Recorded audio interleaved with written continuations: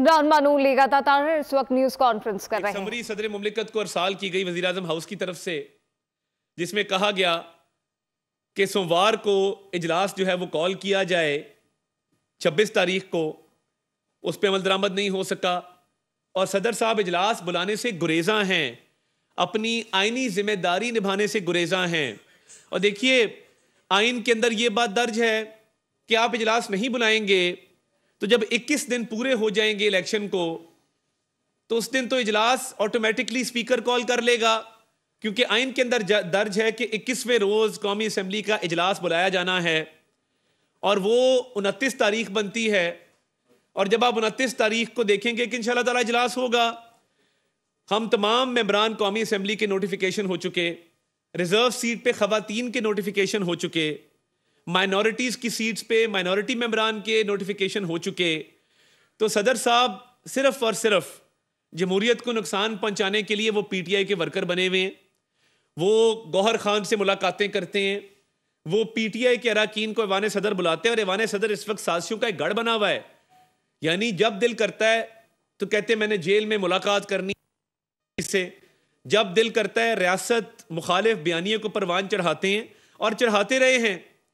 और मेरी समझ से बाहर है कि आपने ऐवान सदर में रह के जो आपके बेटे अवाब अलवी ने एक अमेरिका की भारतीय नजात लोगों की जो एक डेंटिस्ट्री की फर्म थी, उसके साथ जो एमओयू किया, आप बतौर सदर उसमें शरीक रहे। ये मैंने मीडिया के अपने भाइयों से शेयर किया, वो इमेज अगर आप साइड स्क्रीन पे भी चलवा दें कि ये आपने जो 700 करोड़ का एमओयू किया और 700 करोड़ बटोरे उन भारतीय नजात अमरीकियों से जिनके साथ ये एमओयू साइन किया गया था, आप बतौर सदर आपका क्या ये आपको जेब देता था?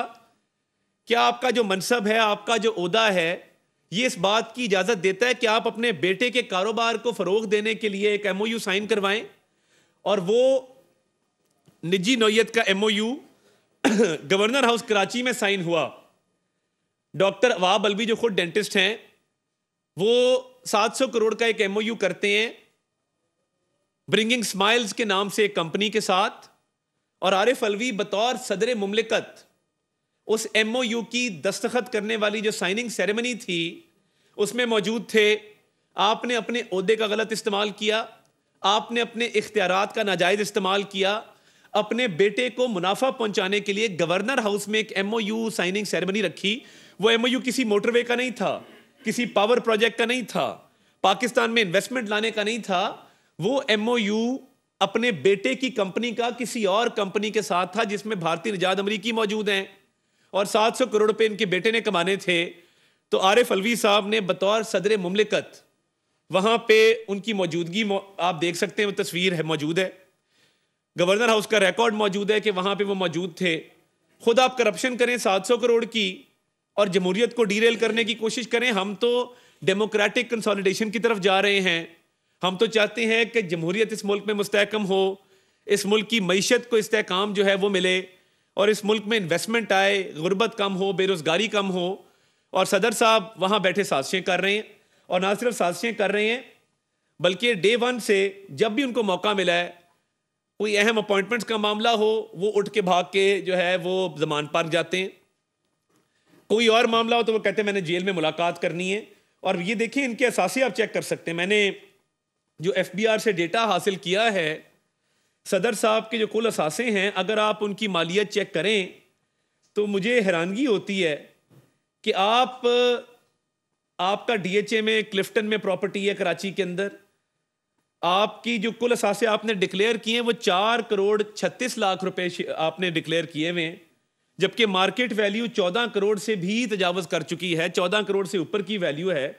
तो ये बाकी जो फ़र्क आ रहा है ये आपने डिक्लेयर क्यों नहीं किया?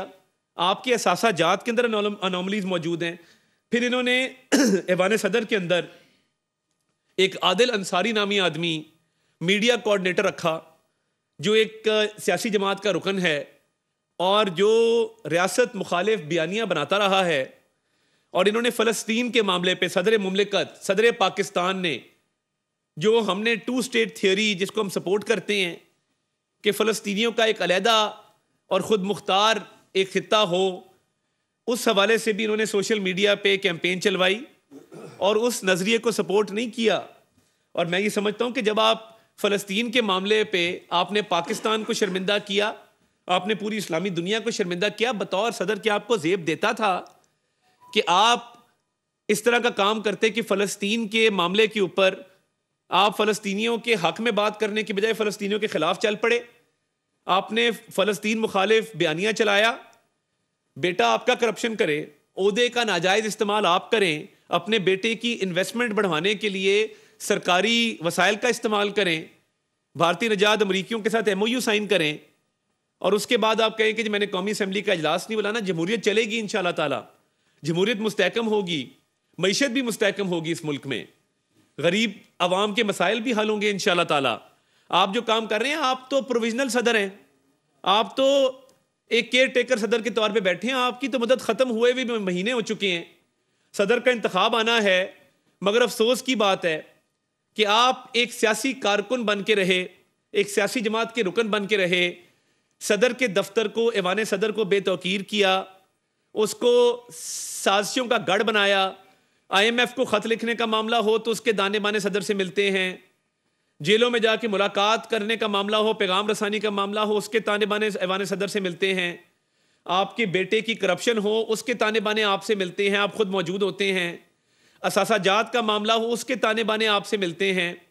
तो देखिए, कौमी असम्बली का इजलास तो हो जाएगा 29 तारीख को इंशाअल्लाह ताला। कौमी असम्बली के मेंबरान का हल्फ भी हो जाएगा, के तौर पे जाने जाएंगे कि जिसने अपने उहदे का नाजायज़ इस्तेमाल किया, जिसने जमहूरियत को नुकसान पहुंचाने की कोशिश की और जिसने ऐवान सदर में रहते हुए सियासत को फ़रोग़ दिया, साजिशों को फ़रोग़ दिया और जमहूरियत को नुकसान पहुंचाकर अपनी सियासी जमात के बयानिए को परवान चढ़ाने की कोशिश की। बहुत शुक्रिया। अच्छा, ये आपने जो फरमाया है कि 700 करोड़ वाला जो मामला है, इसके ऊपर वैसे ये जमात मुस्लिम नून जो है वो क्या करने जा रही है? रहनुमा मुस्लिम लीग नून की इस वक्त न्यूज़ कॉन्फ्रेंस।